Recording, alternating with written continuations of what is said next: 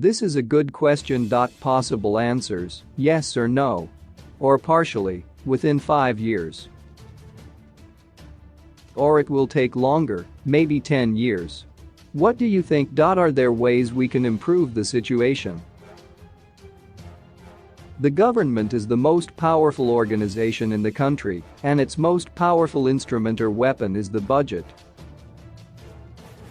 The government can grow the wealth of the country, or it can just use it, well or badly. We should be able to judge what it is doing. One serious problem Zimbabwe faces is that the 6 million workers in the country of 14.5 million. More than 5 million people are not fully employed and do not earn a good salary. Most of them are employed in the informal economy. Half of them work with their own family on their little plots of land, such as in the communal areas or small-scale resettlement areas, and half work at low wages or no wages for small-scale businesses. In addition, we now have 5 million Zimbabweans in the diaspora who left to find jobs elsewhere. That is a lot of unemployment and underemployment. The money that is in the budget comes from the people, from the taxes we pay, from the goods we buy, and from the work we do. A very little comes from donors. If the money is badly spent, or if some of it is stolen, this means the whole nation suffers. It is therefore essential that we all understand how our budget is spent. The role of government in the economy. Before independence, the Rhodesian government ran a very strong government, and after the Second World War in 1945 they began to make a profit. Their profit was mainly from agriculture, manufacturing and minerals. These are still the three most important areas of the economy. For the first 20 years of independence, the government carried on running the economy we had inherited, which President Julius Nyerere called the treasure of Africa, that we should not destroy.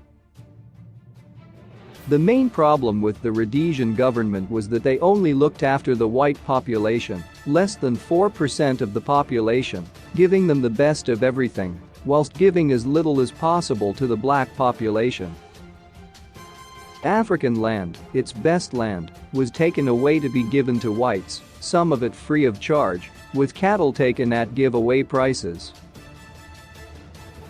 This continued for 100 years. After a fierce liberation struggle where some 60,000 people died, Rhodesians gave up power through the Lancaster House Constitution, which however protected the property rights of whites, particularly over agricultural land. Millions of poor African farmers wanted their land back. Under Lancaster, it was agreed that the newly independent government would be given money to buy white-owned commercial farms by the United States and British governments. In 1980, Britain gave US $260 million, and 3 million hectares of the 18 million held by whites was bought and resettled for about 75,000 farmers in the 1980s and 1990s.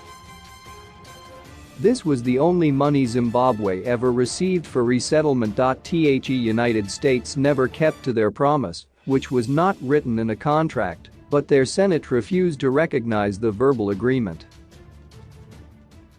American leader Kissinger, who made the promises in the early 1970s, had been out of power by 1980s and could not influence their Senate, which did not see why they should pay for land they had not taken or owned. Without money to buy the land from the white farmers, then President Mugabe decided to establish the Fast Track Land Resettlement Program, FTLRP, in 2001. The British government and most white farmers opposed the FTLRP and refused to give up more than 1 million hectares of land, and they wanted to remain in charge of resettling it.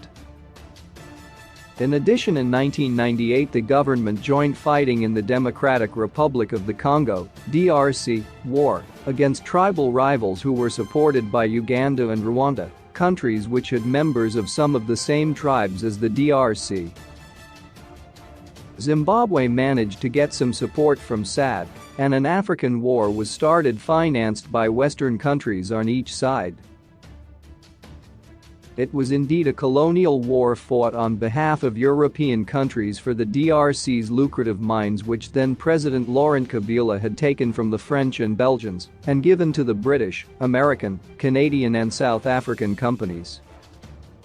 These companies were supported by their governments. The Zimbabwean armed forces won decisively.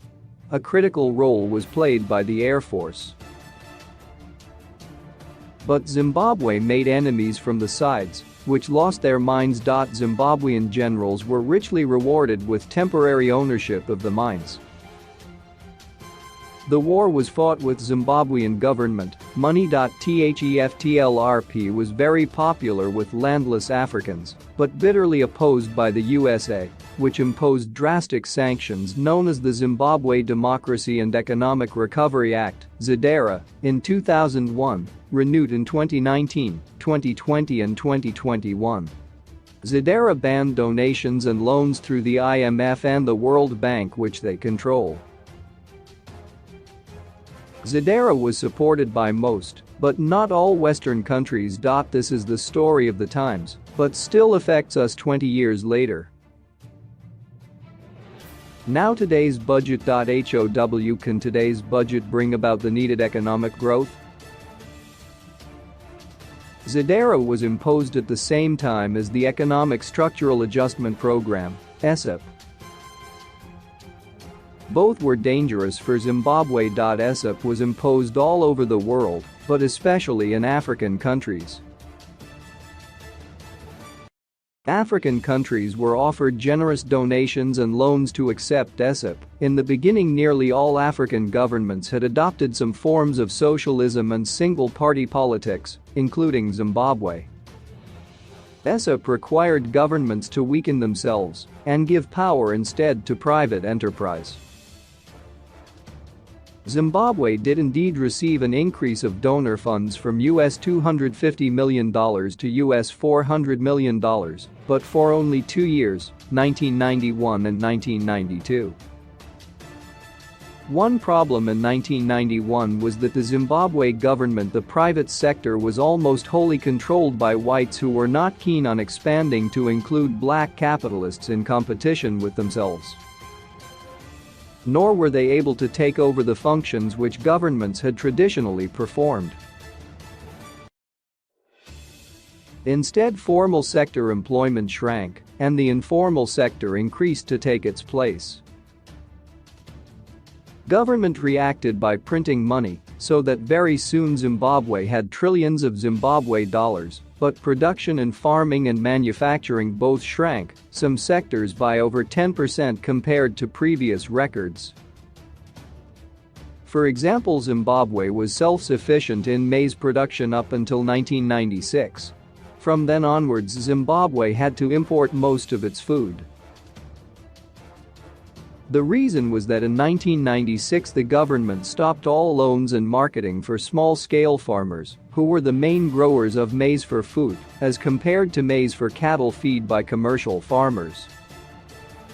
The Grain Marketing Board, GMB, stopped funding peasant farmers and also stopped marketing their goods. It was privatized. Initially, it provided services to farmers who could provide 5,000 tons at a time.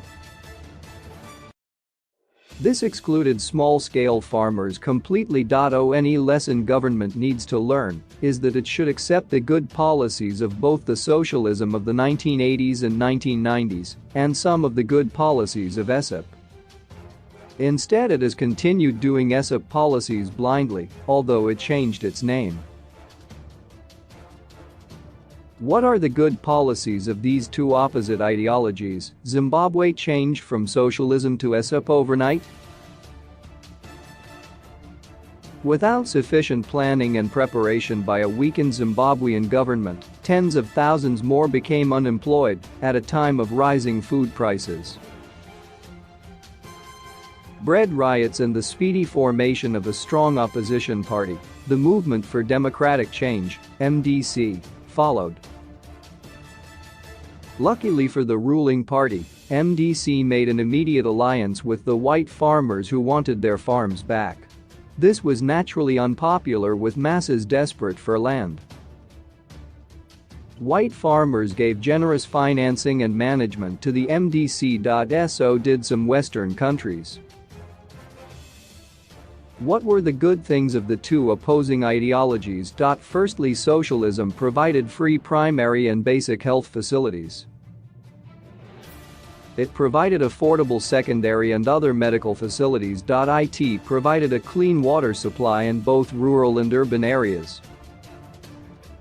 These three basic human rights must be preserved. In the 1980s it was possible to make them affordable, but just as SF became more powerful, government costs began to rise. African salaries rose to those of white levels. The population doubled from 7.5 to 14.5 million today, not counting the 5 million said to be in the diaspora. The number of staff, students and patients increased. The economy became stagnant. The per capita GDP did not increase over 40 decades. What to do? What is to be done is clear. It should devote more money for capital expenditure, infrastructure, buildings, equipment, maintenance, and less on recurrent, mainly salaries. We are not given details so far, but from an analysis of the primary and secondary education budget of $124. $1 billion, 5% is for capital, and 95% is for recurrent. We know there are a lot of schools. In 2020 there were 9778 schools, 6798 primary and 2980 secondary. 80% of them are private schools, mission, provincial, district council, municipal and community-owned schools. Most schools are broken down. There are more than 8 million school children. The amount provided for capital for all these schools is $625 billion, 5% of the total. Of course, we cannot tell how much the Zimbabwe dollars will be worth in United States by the time of expenditure, but it would certainly be important to increase the capital expenditure to about 20% of total costs if possible. It would be better if government were to decentralize its capital expenditure to the 80% of schools, rather than trying to confine the money to itself. More money to the 80% of private schools will be advantageous to both government and Zimbabwe, as communities are able to attract diaspora, donor, church and community funding as they did earlier, augmenting government expenditure. Then what will be the exchange rate in 2022? It is absolutely essential to keep the inflation rate to 5–10% if the economy is to grow well. This is particularly true for the cost of basic foods such as maize. Also, the cost of water, electricity, and rates should be stable.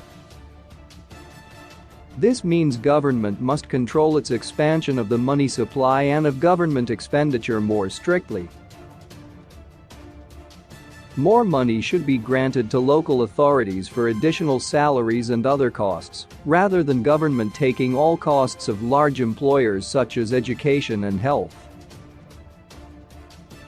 The teacher-pupil ratio for primary is 1 teacher to 40 pupils, and this is the maximum we should allow. For secondary it is 130 up to A levels. This could well be adjusted, 132? 135? Local authorities are allowed to employ additional staff, mainly retired staff and young graduates. They can increase the number of employed